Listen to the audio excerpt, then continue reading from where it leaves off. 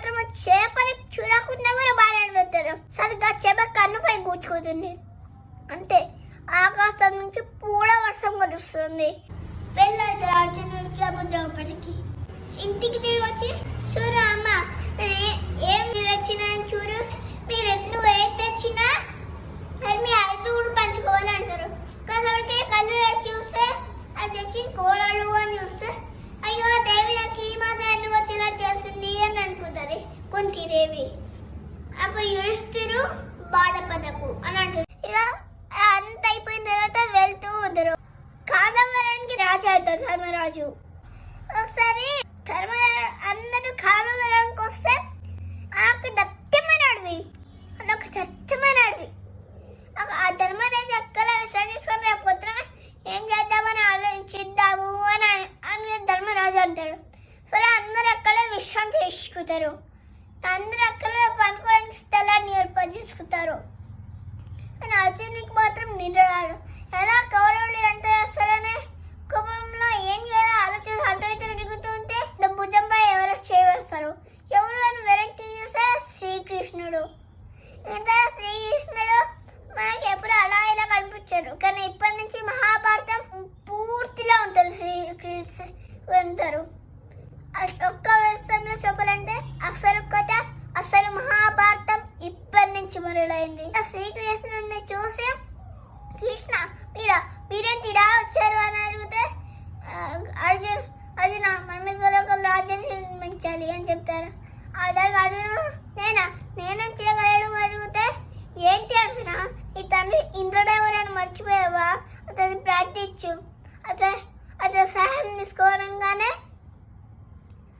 అప్పుడు ఇద్దరు సరే ఇంద్రదేవుని ప్రార్థిస్తే అతనే ప్రత్యక్షమై విశ్వకర్మని పిలిపించి సూర్యోదయం అయ్యే లోపల ఈ నగరాన్ని ఒక మహానగరంగా తయారు చేయని చెప్తారు. ఆ రోజు ఒక పాప నిద్రలేస్తుంది. చూస్తే అది కళ నిజమా అనిపిస్తుంది. రూపకి వెళ్ళి చూస్తుంటే పెద్ద పెద్ద మైనాళాలు ఆడుకోవడానికి పెద్ద మైనాళాలు ఏదైనా ఒక పచ్చని చెట్లలో స్వర్గంలోనే కనిపించింది.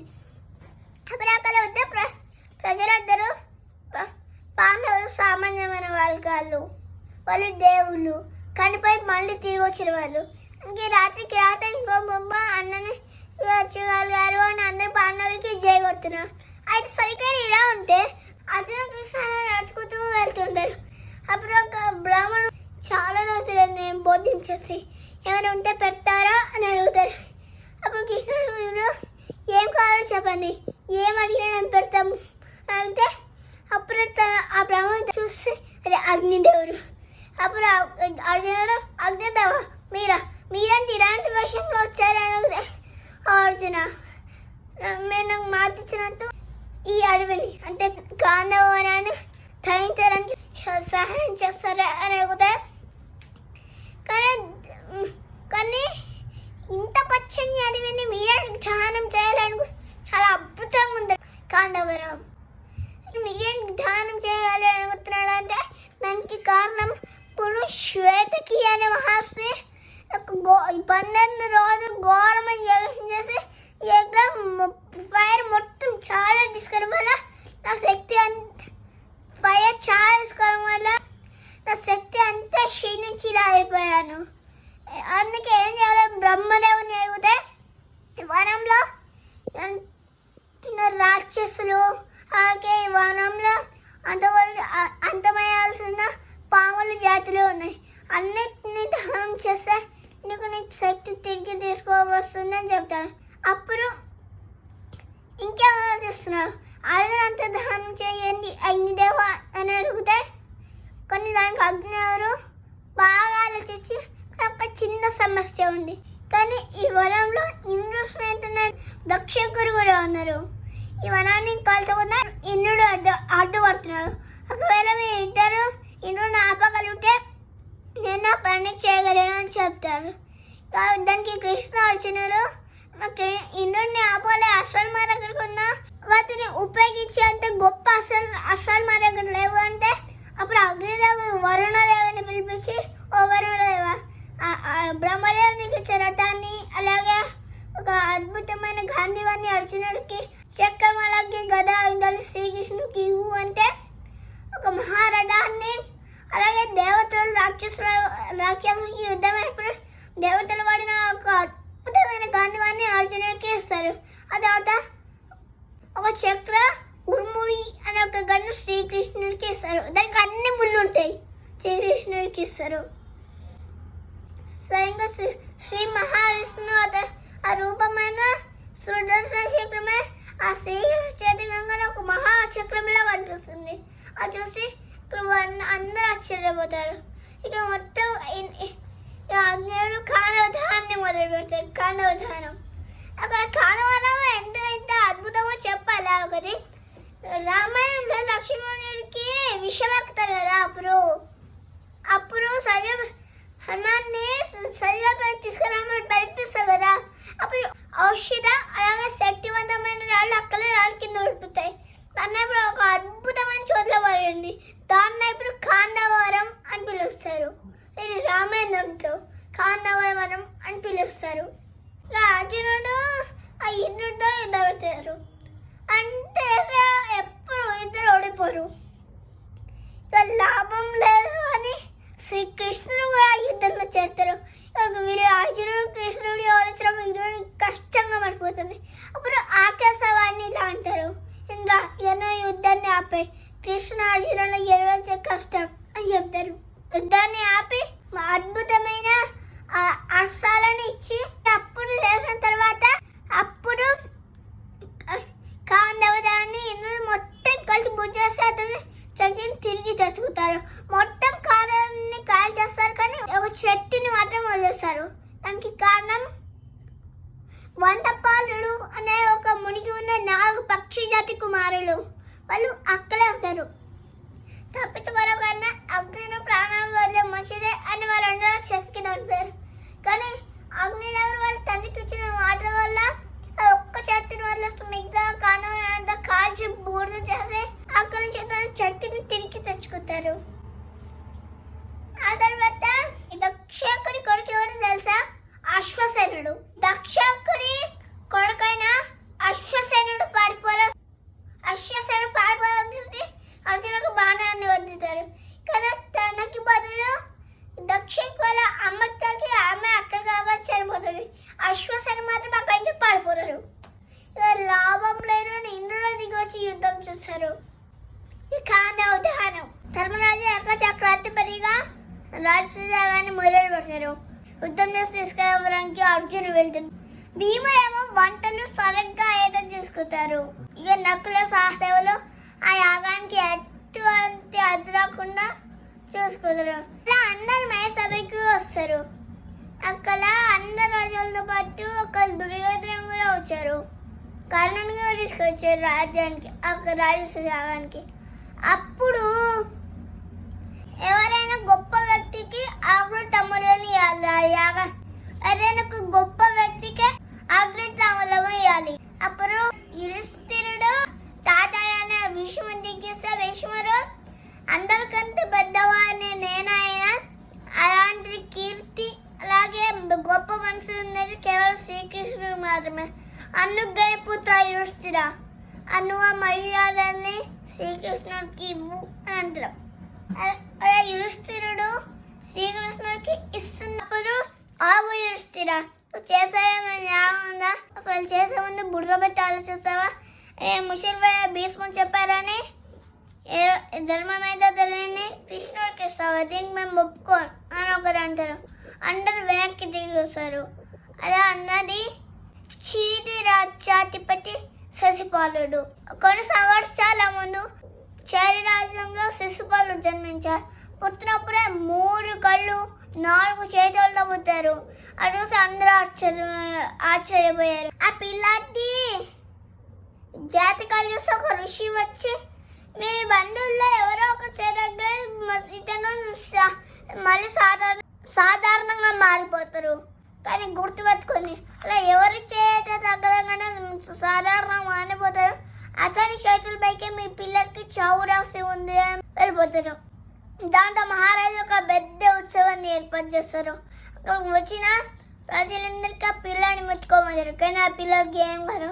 శ్రీకృష్ణుడు వచ్చి ముట్టగానే ఆ పిల్లలు మామూలుగా మారిపోతారు.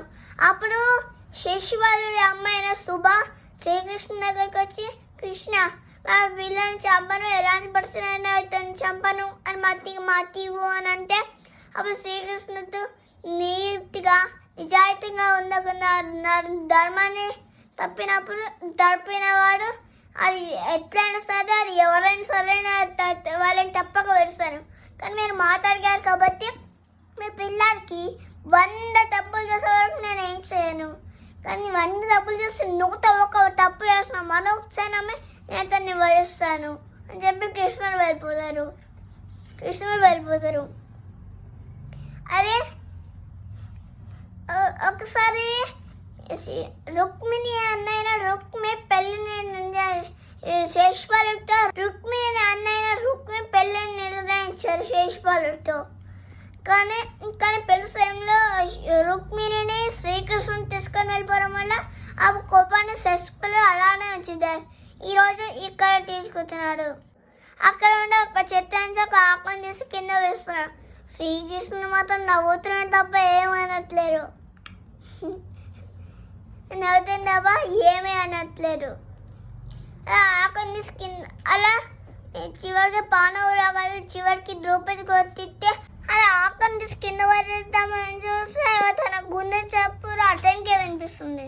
శేషపాలుడికి అతని గుండె చప్పుడు అతనికే వినిపిస్తుంది. కళ్ళు పెద్దగా చేసి తలపైగా చూస్తే సుదర్శన చక్రం వచ్చి అతని కంఠం మీద రగులుతుంది. దాంతో అతని తల కింద పడిపోతుంది. శేషపాలుడి తల 15 గర్ల కింద పడిపోతుంది. దానికి దుర్యోధనుడు నాకు మిత్రులు లాంటి వారు ఇప్పుడు చనిపోయారు. ఇంకో బంగారు అవకాశం నా కళ ముందు చేయి జరిపోయిందని బాధపడుతూ ఉంటాడు దుర్యోధనుడు. అప్పుడు శ్రీకృష్ణుడు ఏదైనా మంచిగా చేస్తారని అందరూ సంతోషంగా రాజసాగాన్ని పూర్తి చేస్తారు. ఆ తర్వాత దుర్యోధనుడు దుశ్శాసనం కలిసి ఆహ్వానం పంపిస్తారు. అస్త్రపురం నుంచి సభకు వచ్చి ఒక జోరమాత ఆడి 2 అని ఆహ్వానం పంపుతుంది. దానికి పాండవులు ధర్మరాజుతో ఇట్లంటారు, వద్దన్నయ్య దీని వరకు పెద్ద కుట్రానే ఉన్నది అని అంటారు. కానీ ధర్మరాజు వెళ్తారు, ఇలా ఆడతారు, శకుని పాచికలు వేస్తారు. ధర్మరాజు వెళ్ళిపోతారు. పాచికలు అంటే డైస్ అని అర్థం.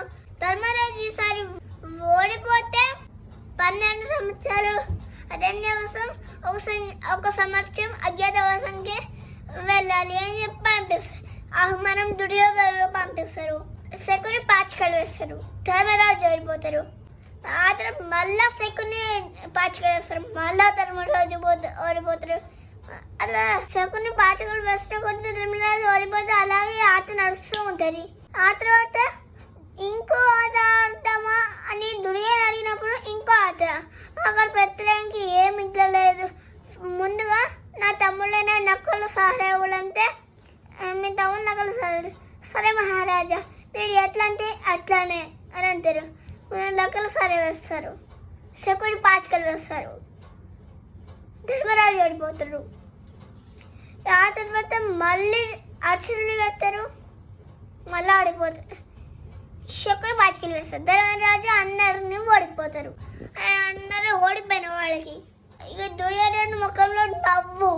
వెంటనే దుర్యోధనుడు దుశ్శాసన వెళ్ళు ఆ పొగరబోతున్న పాంచాలిని గెలుసుకురా. ఒకవేళ రావడానికి ఒక్కపోతే అక్కడిని ఈడ్చుకుంటే ఆ పాంచాలిని తెచ్చిన తొడమే కూర్చోబట్టు అని చెప్తారు. సరే అన్నాను దుశ్శాసనుడు వెళ్తారు. అప్పుడు కోపంతో భీముడు లేచి గర్వట్టుకొని లేచి, దుర్యోధన నువ్వు ఎంత దారుణంగా నేను కూర్చోబెట్టమన్నావో ఆ ద్వారా నన్ను చీల్చి రక్తం తాగుతా నేను ఇచ్చే మాట అని భీముడు. కాసేపటికి గట్టిగా అరుపులు వినిపిస్తాయి. ఏమైంది అని చూస్తే దుశ్శాసనుడు రాబట్టి చుట్టుపక్కల గట్టిగా ఈచు సభ మధ్యలో తీస్తున్నాడు. ఆ నొప్పిని భరించలేక ద్రౌపది గట్టిగా అరుస్తుంది. వెంటనే భీముడు కోపంతో రగిలిపోతూ, దుశ్శాసన నువ్వు ఇంత దారుణంగా పాంచాలిని నువ్వు ఇచ్చినందుకు నీ గుండెను చీల్చి నీ రక్తం తాగుతా అని ఒక భీకరమైన ప్రతిజ్ఞ చేస్తారు. వెంటనే దుర్యోధనుడు భీమా ఈ యుద్ధాల గురించి మనం తర్వాత మాట్లాడుకుందాం అంట దుర్యోధనుడు. ఇప్పుడు నువ్వు నా దాసివి అని మర్చిపోకు అంటారు. దుర్యోధనుడు దుశ్శాసనుడితో ఇలా అంటారు, దుశ్శాసన ఆ ద్రౌపది చీర లాగి పాండవులను అణచివేయి అని చెప్తారు. సరే అన్న అని దుశ్శాసనుడు ద్రౌపది చీరని లాగుతారు. మొదట్లో ద్రౌపది శ్రీకృష్ణుడు అన్న మొద గుర్తొస్తుంది. అప్పుడు వెంటనే నన్ను కాపాడు కృష్ణ ఎరవడం మొదలు పెడుతుంది. దుశ్శాసనుడు ఎంత చిట్లైనా చీర బట్ట ఇంకా వస్తూనే ఉన్నది. అప్పుడు దుశ్శాసనుడు ఒక 1000 చీరల మధ్య అని ఉంటారు. అప్పుడు అందరికి శ్రీకృష్ణుని పడే అని తెలుస్తుంది. అప్పుడు అర్జునుడు అంగరాజ కర్ణ చెప్పారు, జాగ్రత్తగా వినండి. ఇప్పుడు మీరు ఏ చేతుల్లో అయితే పాచికలు వేసి రోడ్డుపోయాను ఆ చేతులు రెండింటిని నేను నిప్పుతో కాల్చేస్తాను అర్జునుడు చెప్తే ఇచ్చే మాట అని చెప్తారు. అప్పుడు అందరూ అరణ్యానికి భయపడతారు.